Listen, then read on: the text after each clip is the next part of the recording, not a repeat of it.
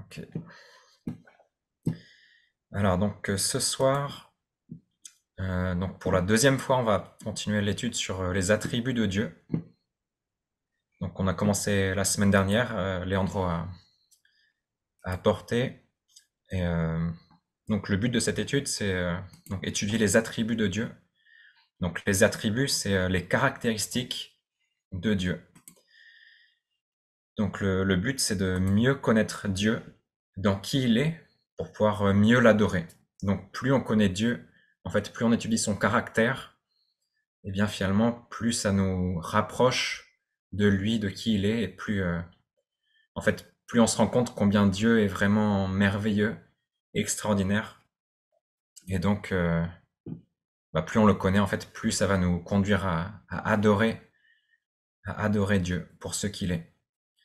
Et donc, c'est vraiment une étude très, très intéressante. Donc, je vais juste faire quelques rappels au début sur des notions de début sur les attributs de Dieu pour ceux qui n'étaient pas là la semaine dernière. Donc voilà, donc les attributs, c'est des caractéristiques qui définissent Dieu. Donc par exemple, Dieu est amour, Dieu est omniscient, Dieu est omnipotent. Toutes ces choses, c'est des choses qui caractérisent Dieu. Donc ce ne sont pas des parties distinctes de son être, mais chaque attribut en fait décrit Dieu dans son ensemble. Donc Dieu n'est pas divisé. L'amour n'est pas séparé de la justice, n'est pas séparé de la fidélité, n'est pas séparé de sa toute-puissance. En fait, tout ça, c'est un, mais c'est comme si il y a différentes facettes comme ça de Dieu. Et en fait, ses attributs, c'est son essence, c'est lui-même. Donc, quand on dit que Dieu est amour, c'est pas qu'il y a l'amour qui existe et Dieu qui existe, et que Dieu, voilà, serait rattaché à cet amour, mais Dieu est amour. Ça veut dire que l'amour même, en fait, vient de Dieu, sort de Dieu. La justice, il n'y a pas une justice qui existe et Dieu qui existe et qui se positionnerait par rapport à la justice, mais Dieu est justice. Donc la justice existe en Dieu, la justice existe par Dieu, par ce que Dieu est.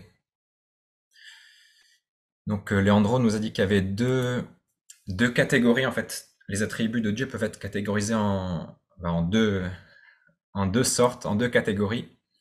Donc il y a d'une part les attributs incommunicables de Dieu. Donc c'est les attributs qui sont uniquement en Dieu, en fait. Donc par exemple, on retrouve l'éternité. Il n'y a que Dieu qui est éternel. Il y a par exemple l'omnipotence, le fait que Dieu peut tout. Il n'y a que Dieu qui est omnipotent. Il n'y a que Dieu qui peut tout. L'omniprésence, Dieu qui est présent partout. Il n'y a que Dieu également qui est présent partout. Donc ça, c'est des attributs incommunicables, donc qui sont vraiment spécifiques à Dieu. Et après, il y a les attributs communicables, donc que Dieu communique.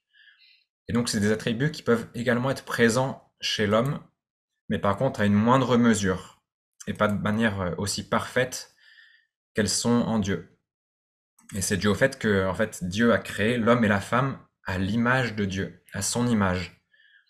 Et en fait, son image, c'est pas une image physique, puisque Dieu n'est pas physique, Dieu est un esprit, mais c'est bien dans ces attributs-là, justement, c'est ce caractère de Dieu que Dieu nous a communiqué, Dieu nous a donné, que nous sommes créés à sa ressemblance, à son image.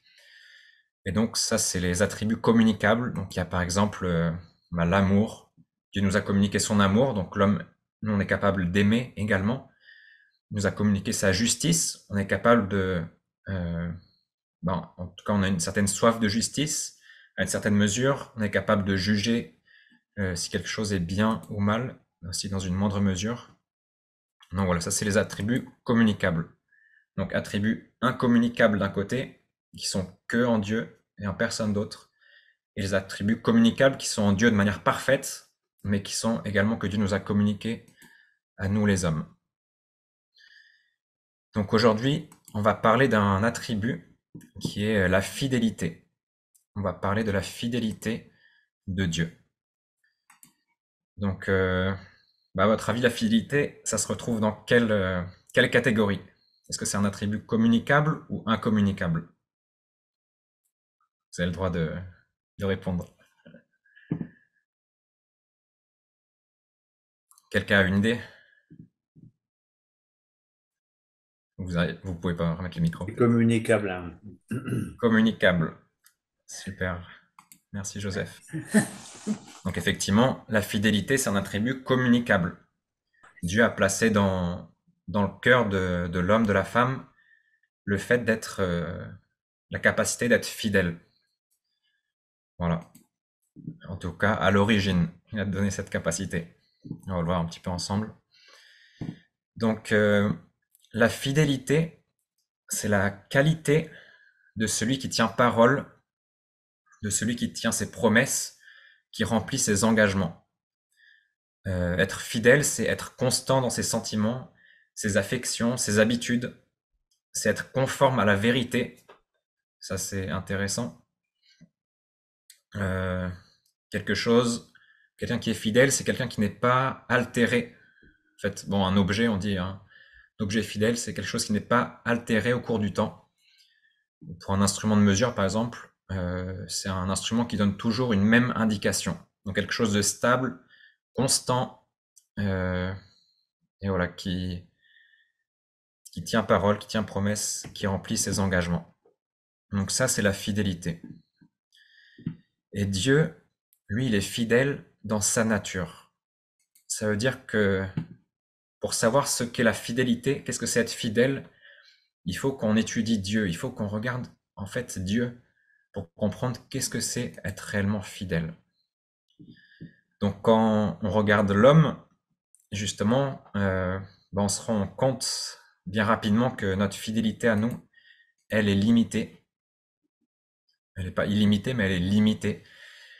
Donc l'homme a été créé à l'image de Dieu pour régner sur sa création. C'était ça le plan de Dieu à la base. Dieu a créé l'univers, il a créé la terre avec tout ce qu'elle contient, avec la végétation, les animaux. Et Dieu a créé l'homme pour régner sur la terre. Et donc dans cette volonté de Dieu, il y avait le fait que l'homme soit fidèle, justement. Il devait être fidèle à Dieu et à ses lois. Donc à la base, il avait un seul commandement: tu ne mangeras pas le fruit de l'arbre de la connaissance du bien et du mal, car le jour où tu en mangeras, tu mourras. C'est certain. Ça, c'est en Genèse 2. L'homme devait être fidèle à sa femme et sa femme à son mari. L'homme quittera son père et sa mère, s'attachera à sa femme, et les deux ne feront qu'un, donc une seule chair. Et l'homme devait également être fidèle dans son rôle de gestionnaire de la création de Dieu. Donc en Genèse 2,15, on lit: l'Éternel Dieu prit l'homme et le plaça dans le jardin d'Éden pour qu'il le cultive et le garde. Mais comme on le sait par la suite, dès le chapitre 3 de la Genèse, on voit que l'homme a échoué. L'homme n'a pas réussi à être fidèle. Dans ces trois choses, donc fidèle vis-à-vis de Dieu, fidèle vis-à-vis de sa femme et la femme vis-à-vis de son mari, et fidèle pour garder le jardin, eh bien, l'homme a échoué. Donc il n'est pas resté fidèle à l'unique commandement de Dieu. Donc au lieu de s'abstenir du fruit de la connaissance du bien et du mal, eh bien la femme a été séduite, elle a pris le fruit, elle en a donné à son mari, qui en a mangé également. Donc ce premier commandement, l'homme n'a pas réussi à rester fidèle. Et d'ailleurs, plus tard aussi, on le voit, que l'homme n'a pas réussi à rester fidèle à toutes les lois, toutes les prescriptions que Dieu avait données à son peuple. L'homme non plus n'est pas resté fidèle à sa femme et la femme à son mari, puisqu'on le voit, ils étaient créés pour former une seule chair à la base, mais là on voit que, eh bien, ils commencent à se diviser. L'homme accuse sa femme, la femme accuse son mari, elle accuse aussi le serpent. Et donc à ce moment-là, il y a une séparation entre les deux. Et Dieu va dire par la suite aussi que à la femme, tes désirs se porteront sur ton mari, mais lui dominera sur toi. Donc ça fait partie des malédictions en fait qui viennent suite au péché originel. Donc là, il y a séparation. il n'arrive pas à rester fidèle, à rester un, une seule chair, une seule âme, un seul esprit. Et on voit aussi par la suite que il y a beaucoup d'adultère en fait dans l'histoire de l'humanité. Donc, ils n'arrivent pas à rester fidèles l'un à l'autre dans le couple. Et enfin, dans son rôle de prendre soin de la création, l'homme non plus, là encore, n'est pas resté fidèle. On le voit par la suite avec les meurtres qu'il y a eu. Caïn qui tue Abel, ensuite plein d'autres meurtres, la terre qui est détruite au fur et à mesure.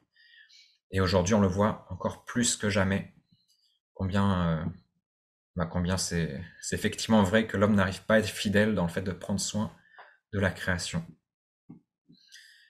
Et d'ailleurs, quand on regarde la société aujourd'hui, eh bien, la fidélité n'est pas une qualité qui est vraiment mise en valeur. Et même si on regarde juste au cinéma, on voit que voilà, on essaie de faire passer l'infidélité au sein du couple comme quelque chose de normal, quelque chose de bien, de pas si grave que ça. Voilà, le fait d'avoir une aventure extra-conjugale, ça peut même être une bonne chose pour briser la routine du couple. Et si l'autre ne le sait pas, de toute façon, ça ne changera pas grand-chose.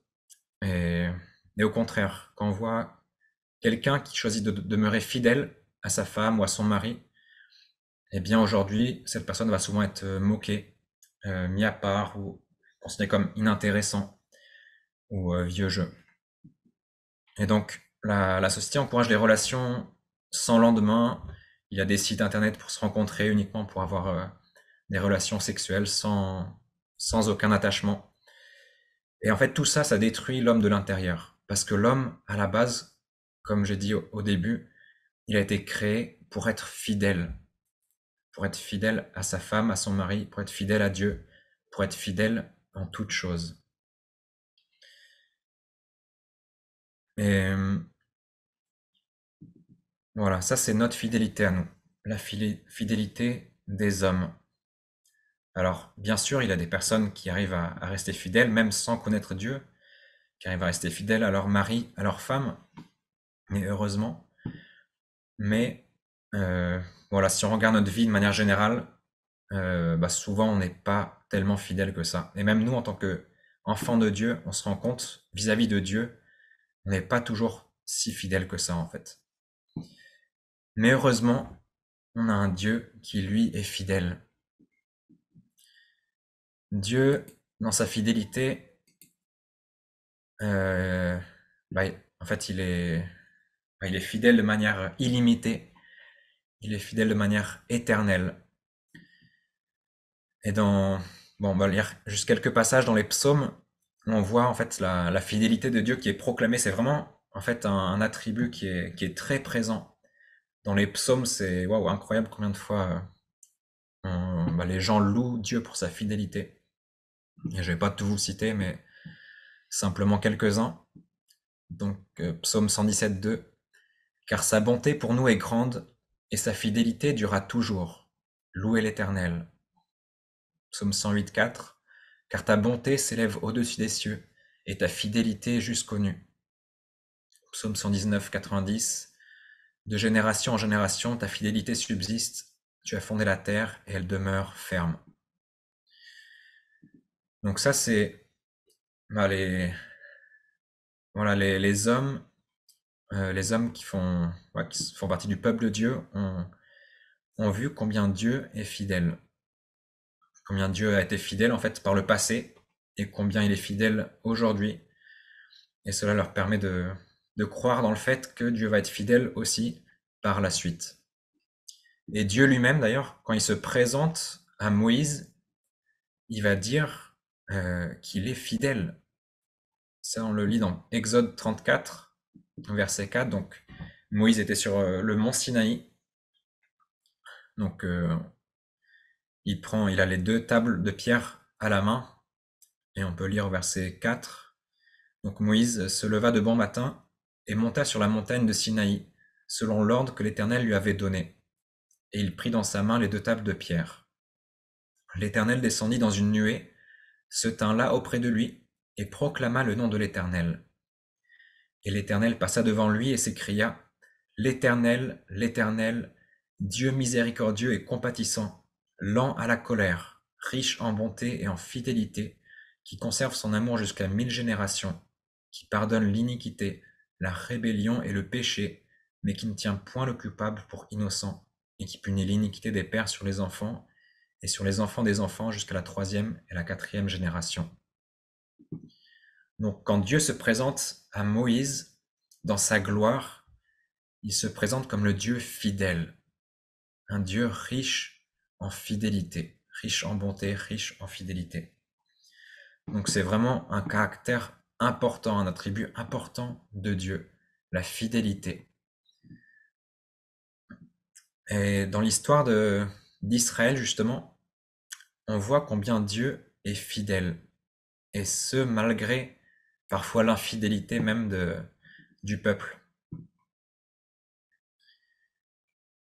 Donc je vous propose de voir un petit peu par rapport justement à l'histoire du peuple d'Israël, des promesses que Dieu a fait à Abraham, Isaac, Jacob, après comment elles se sont accomplies. Donc on peut lire d'abord dans Genèse 12, versets 2 et 3. Si vous voulez ouvrir vos Bibles, allez-y. Je pensais que j'avais noté, mais j'ai juste mis les références.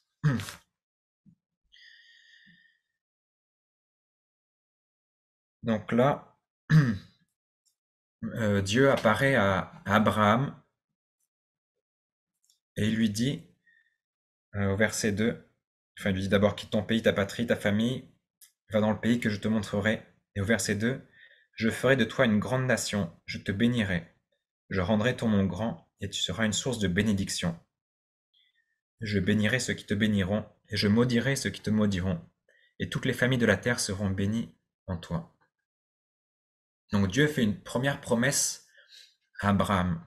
Il le promet de faire de lui une grande nation et de le bénir. Et par lui, en fait, les autres familles de la terre seront bénies. Donc c'est une promesse. Donc il attend rien en retour en fait de la part d'Abraham, simplement une promesse qu'il fait à Abraham parce que Dieu l'a choisi. Et après, quand on va un peu plus loin, chapitre 15, verset 1, donc Dieu renouvelle un petit peu cette promesse. Il dit, Abraham, n'aie pas peur, je suis ton bouclier et ta récompense sera très grande. Et après, quand on lit un peu plus loin, au verset 13 à 21, l'Éternel dit à Abraham, sache que tes descendants seront étrangers dans un pays qui ne sera pas à eux. On les réduira en esclavage et on les opprimera pendant 400 ans. Cependant, la nation dont ils seront esclaves, c'est moi-même qui les jugerai. Ils sortiront ensuite avec de grandes richesses. Quant à toi, tu iras dans la paix rejoindre tes ancêtres, tu seras enterré après une heureuse vieillesse. Ce n'est qu'à la 4e génération qu'ils reviendront ici, car la faute des Amoréens n'est pas encore à son comble. Quand le soleil fut couché d'une grande obscurité, etc. Après verset 18, c'est à ta descendance que je donnerai ce pays, celui qui va du fleuve d'Égypte jusqu'au grand fleuve, jusqu'à l'Euphrate, le pays des Kéniens, des Kénisiens, des Cadmoniens, des Hittites, etc., etc. Donc Dieu renouvelle encore la promesse. Et après, quand on va au chapitre 17, Dieu dit encore une fois cette promesse à Abraham. Je suis le Dieu Tout-Puissant, marche devant moi et sois intègre. J'établirai mon alliance entre moi et toi, et je te multiplierai considérablement. Voici quelle est mon alliance avec toi, tu deviendras le père d'un grand nombre de nations, on t'appellera plus Abraham, mais ton nom sera Abraham, car je te rends père d'un grand nombre de nations.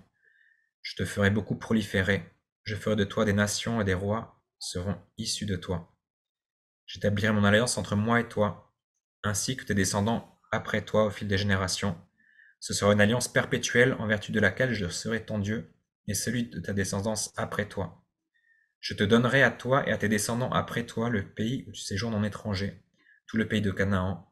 Il sera leur propriété pour toujours, et je serai leur Dieu. Donc là, pourquoi je lis tout ça en fait, c'est pour montrer que Dieu fait une promesse à Abraham. Et il promet des choses bien précises. Et Dieu va être fidèle en fait. Et ces promesses faites à Abraham, en fait, ça va être la base pour, euh, pour le peuple d'Israël, pour toujours. Il va se rappeler, tiens, Dieu avait fait une promesse à notre père Abraham. Et c'est pour ça, on sait qu'il va continuer à être notre Dieu, parce qu'il a choisi Abraham. Et donc cette promesse va être répétée à Isaac, à Jacob également. Et puis, quand on va dans Exode 3, au verset 7, donc entre-temps, justement, comme Dieu l'a annoncé, le peuple est parti en Égypte et il est devenu esclave. Et donc en Exode 3, Dieu va se révéler à Moïse et il va lui dire, verset 3, verset 7, l'Éternel dit, j'ai vu la souffrance de mon peuple qui est en Égypte, et j'ai entendu les cris qu'il pousse devant ses oppresseurs. Oui, je connais ses douleurs. Je suis descendu pour les délivrer de la domination des Égyptiens, et pour le faire monter dans ce pays, dans un bon et vaste pays, un pays où coule le lait et le miel. C'est l'endroit qu'habitent les Cananéens, les Hittites, les Amoréens, les Phéréziens. Et ensuite, quand on lit un peu plus loin, il va rappeler au verset 15, voici ce que tu diras aux Israélites, l'Éternel, le Dieu de vos ancêtres, le Dieu d'Abraham, le Dieu d'Isaac et le Dieu de Jacob m'envoie vers vous. Donc là, 400 ans plus tard, Dieu dit, regarde Moïse, j'ai fait une promesse à Abraham, à Isaac et à Jacob. Et j'ai pas oublié cette promesse. Je suis fidèle à ma parole. Et ce que j'ai promis à Abraham, je lui ai promis de donner un pays, le pays des Cananéens. Eh bien, aujourd'hui, ça va s'accomplir. Et vous allez voir que je suis un Dieu fidèle. Et donc, plus tard, ça va s'accomplir, justement, quand on voit en Exode 12, quand le peuple sort de l'Égypte de manière miraculeuse. Dieu a fait plein de prodiges dans le pays d'Égypte. Et donc, à partir du chapitre 12, on voit que le peuple va sortir d'Égypte. Et je vous emmène lire un dernier passage, c'est dans Josué, chapitre 24, le dernier chapitre. Donc le peuple va sortir d'Égypte ensuite. Et c'est Josué qui va conduire le peuple en Canaan. Et donc juste avant de mourir, Josué va parler au peuple d'Israël. Et il va leur rappeler que Dieu a été fidèle. Et bon, le texte, il y a 15 versets, on va les lire. Donc chapitre Josué 24, verset 1. Josué rassembla toutes les tribus d'Israël à Sichem et convoqua les anciens d'Israël, ses chefs, ses juges et ses officiers. Ils se présentèrent devant Dieu. Josué s'adressa à tout le peuple. Voici ce que dit l'Éternel, le Dieu d'Israël. Vos ancêtres, notamment Terach, père d'Abraham et de Nachor, habitaient autrefois de l'autre côté de l'Euphrate et servaient d'autres dieux. J'ai pris votre ancêtre Abraham de l'autre côté de l'Euphrate et je lui ai fait parcourir tout le pays de Canaan. J'ai multiplié sa descendance et je lui ai donné Isaac. J'ai donné à Isaac Jacob et Ésaü. J'ai donné la région montagneuse de Séhir en propriété à Ésaü, tandis que Jacob et ses fils sont descendus en Égypte. J'ai envoyé Moïse et Aaron, et j'ai frappé l'Égypte par les prodiges que j'ai réalisés au milieu d'elle, puis je vous en ai fait sortir. J'ai fait sortir vos pères d'Égypte, et vous êtes arrivés à la mer. Les Égyptiens poursuivaient vos pères jusqu'à la mer des roseaux, avec des chars et des cavaliers. Vos pères ont alors crié à l'Éternel, et l'Éternel a mis des ténèbres entre vous et les Égyptiens. Il a ramené la mer sur eux, et elle les a recouverts. Vos yeux ont vu ce que j'ai fait aux Égyptiens, puis vous êtes restés longtemps dans le désert. Je vous ai conduits dans le pays des Amoréens, qui habitaient de l'autre côté du Jourdain. Ils ont combattu contre vous. Je les ai livrés entre vos mains. Vous avez pris possession de leur pays, et je les ai détruits devant vous. Balak, fils de Tsippor, etc. Vous avez passé le Jourdain et vous êtes arrivés à Jéricho. Les habitants de Jéricho ont combattu contre vous, tout comme les Amoréens, les Phéréziens, les Cananéens, les Hittites, les Girgasiens, les Héviens et les Jébusiens. Je les ai livrés entre vos mains, et j'ai envoyé devant vous les frelons, qui les ont chassés loin de vous, comme les 2 rois des Amoréens. Cela ne s'est pas passé grâce à ton épée ou à ton arc. Je vous ai donné un pays que vous n'aviez pas cultivé, des villes que vous n'aviez pas construites et que vous habitez, des vignes et des oliviers que vous n'aviez pas plantés et qui vous servent de nourriture. Maintenant, craignez l'Éternel et servez-le avec intégrité et fidélité, etc. Donc là, on voit à la fin de Josué que Dieu a effectivement tenu sa promesse. Il avait promis à Abraham de faire de lui un peuple nombreux. À l'époque, il n'avait même pas d'enfants. Il était déjà âgé, mais il n'avait pas d'enfants. Et il a promis de donner le pays de Canaan en héritage. Et là, à la fin de Josué, on voit que tout ça s'est réalisé. Donc Abraham est devenu un peuple, la descendance d'Abraham est devenue un peuple nombreux, et ils viennent de prendre possession de Canaan. Et donc on voit que, en fait, la fidélité de Dieu, eh bien, amène Josué en tout cas à reconnaître que maintenant, vu que vous avez vu tout ça s'accomplir, craignez l'Éternel et servez-le avec intégrité et fidélité. Donc on a vu que le cœur de l'homme a du mal à rester fidèle. Depuis la chute, depuis que le péché est entré dans le cœur, on a du mal à être fidèle. Mais ce qui nous fait justement donner la force pour être fidèle, eh bien c'est la foi en Dieu et le fait de reconnaître lui sa fidélité, qui nous surpasse, qui nous dépasse, qui existe malgré nous malgré nous ce qu'on est en fait. Et Dieu, lui, il a été fidèle à son peuple, même quand ce dernier a été infidèle.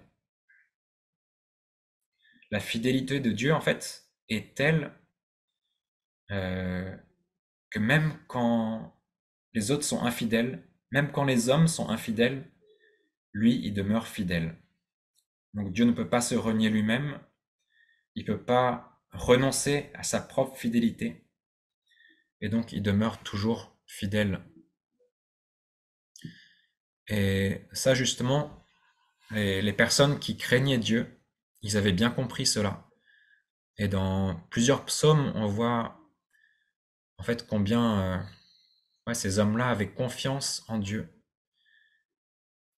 Parce que la fidélité de Dieu, en fait, conduit à lui faire confiance. Parce que on sait qu'on a un Dieu qui ne change pas, un Dieu qui ne renie pas ses promesses, qui va pas dire promettre quelque chose aujourd'hui et demain changer d'avis.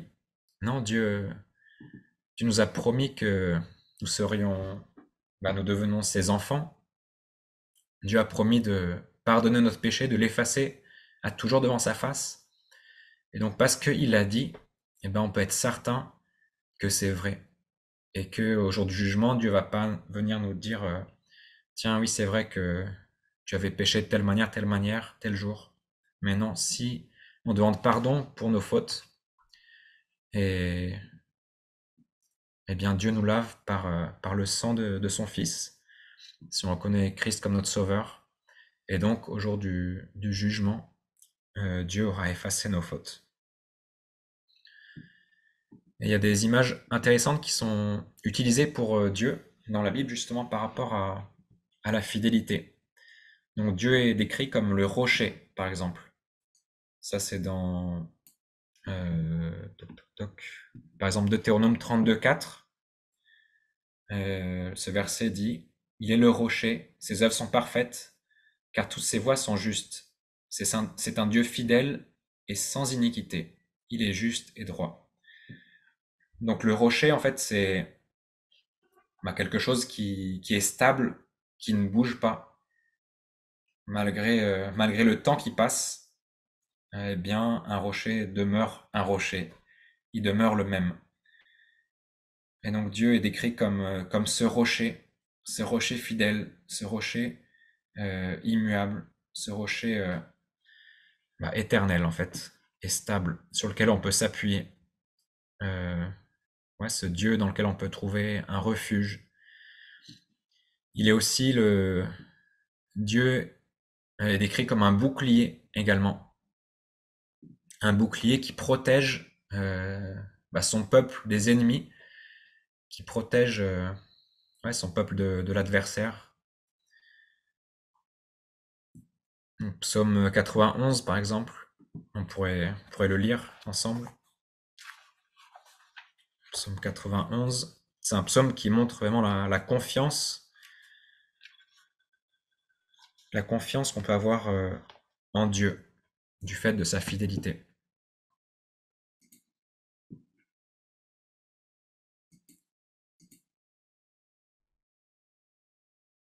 Est-ce que ça va pour l'instant? Je vais pas trop vite.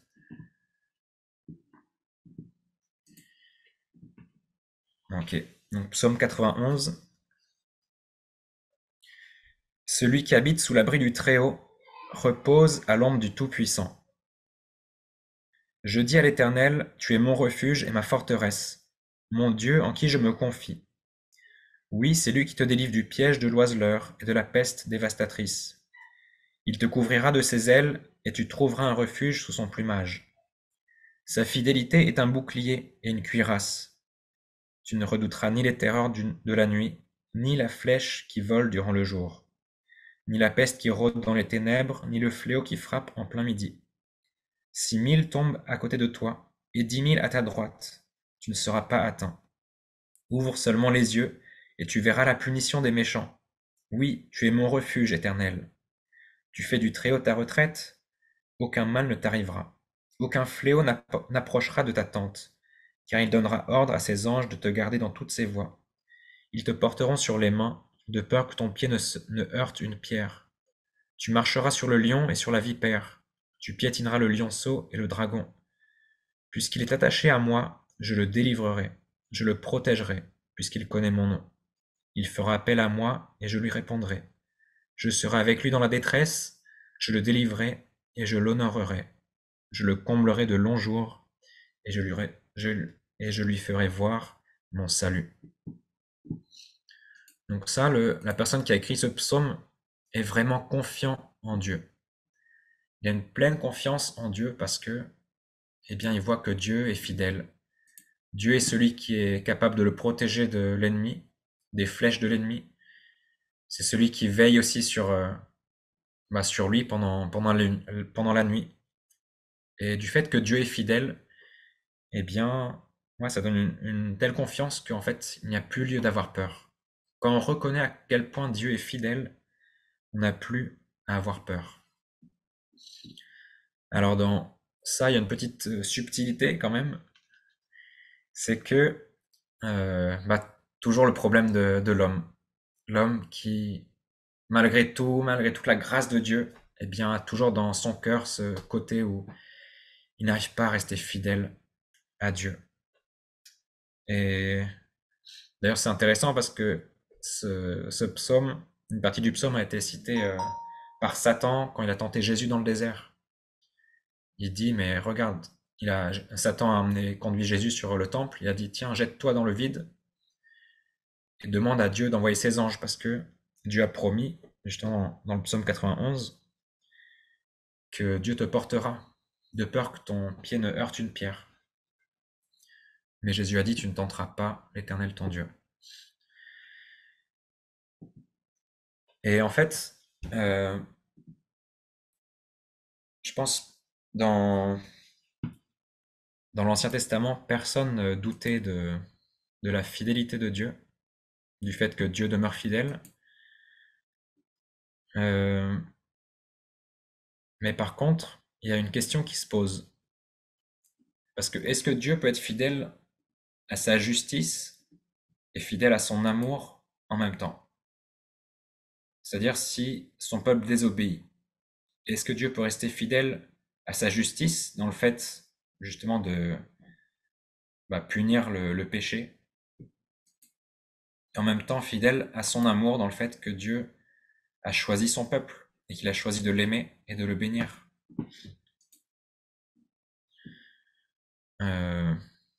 Oui, il le peut, parce qu'il est Dieu.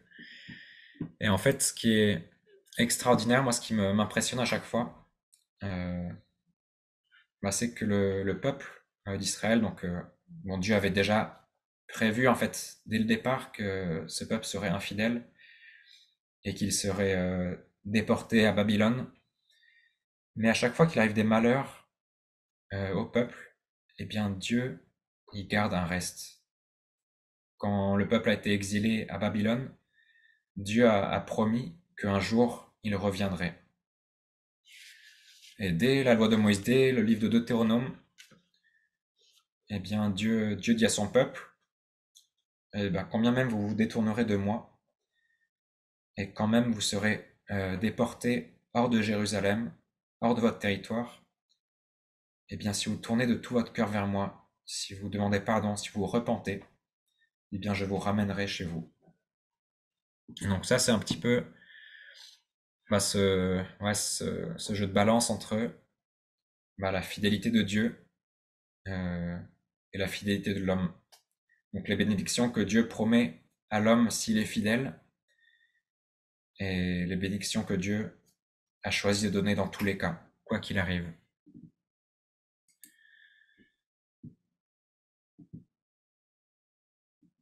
Et d'ailleurs, donc on lit Néhémie aussi, Néhémie donc, qui faisait partie des déportés d'Israël qui étaient déportés à Babylone. Néhémie au chapitre 9, il va dire justement que Seigneur, tu as été juste dans tout ce qui nous est arrivé, car tu t'es montré fidèle et nous avons fait le mal. Donc dans tous les malheurs qui leur arrivent, Néhémie reconnaît que en fait Dieu est fidèle, Dieu est juste, et c'était normal qu'il punisse son peuple, parce qu'il ne peut pas renier sa justice. Et il y a un autre psaume aussi, psaume 89, il y a un certain Étan qui va écrire ce psaume. Eh bien, au début du psaume, on va voir combien il loue la fidélité de Dieu. Les 37 premiers versets, vraiment, simplement, il est émerveillé devant Dieu pour sa fidélité. Mais après, il va se demander quand même, pourquoi, Seigneur, tu abandonnes ta promesse faite à Israël? Pourquoi tu abandonnes ta promesse faite à David d'avoir toujours un successeur sur son trône? Si on lit juste un petit bout, verset 30, psaume 89, 30. Si ses fils abandonnent ma loi et ne marchent pas selon ses ordonnances, s'ils violent mes préceptes et n'observent pas mes commandements, je punirai de la verge leurs transgressions et par des coups leurs iniquités. Mais je ne lui retirerai point ma bonté et je ne trahirai pas ma fidélité. Je ne violerai point mon alliance et je ne changerai pas ce qui est sorti de mes lèvres. Donc en fait, à cause de sa propre personne, eh bien Dieu reste fidèle à son alliance première, la promesse faite à Abraham de faire de lui une grande nation et de le bénir.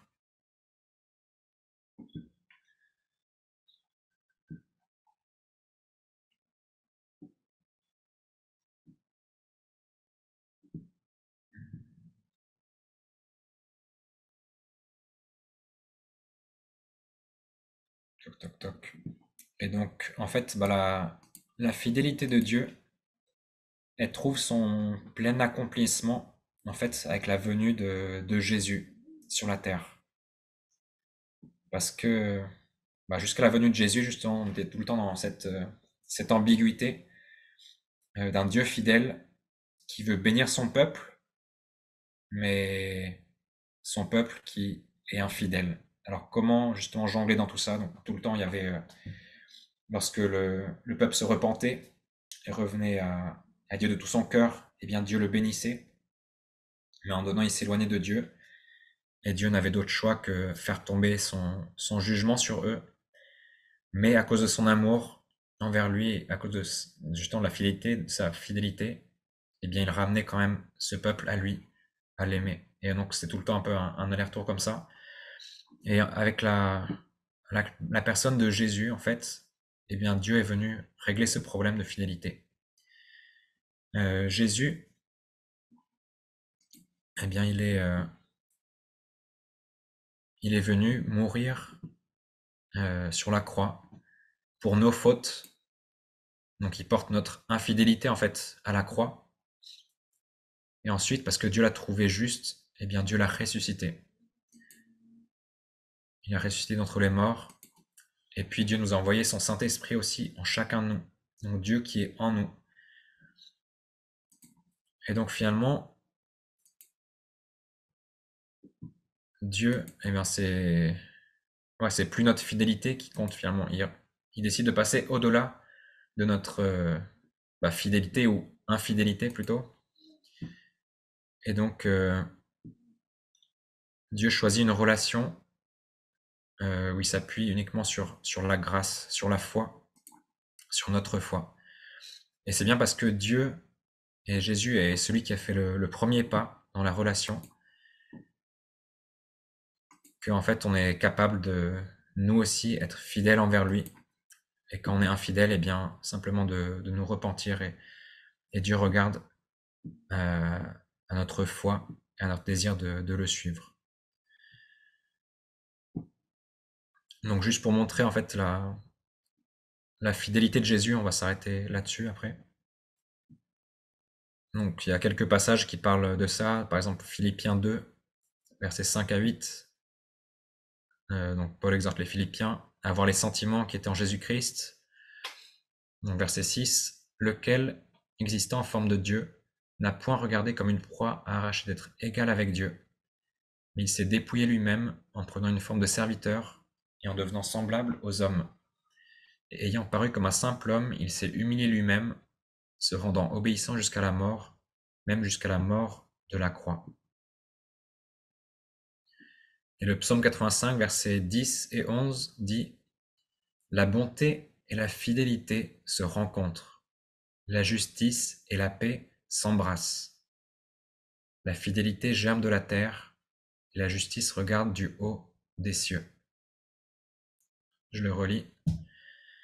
La bonté et la fidélité se rencontrent, la justice et la paix s'embrassent. La fidélité germe de la terre, et la justice regarde du haut des cieux. Et Romains 4, verset 5. À celui qui ne fait point d'œuvre, mais qui croit en celui qui justifie l'impie, sa foi lui est imputée à justice. Donc finalement, notre justice ne vient plus de notre fidélité, mais bien de notre foi, comme c'était le cas aussi pour Abraham, lorsque Abraham a simplement cru en la promesse de Dieu.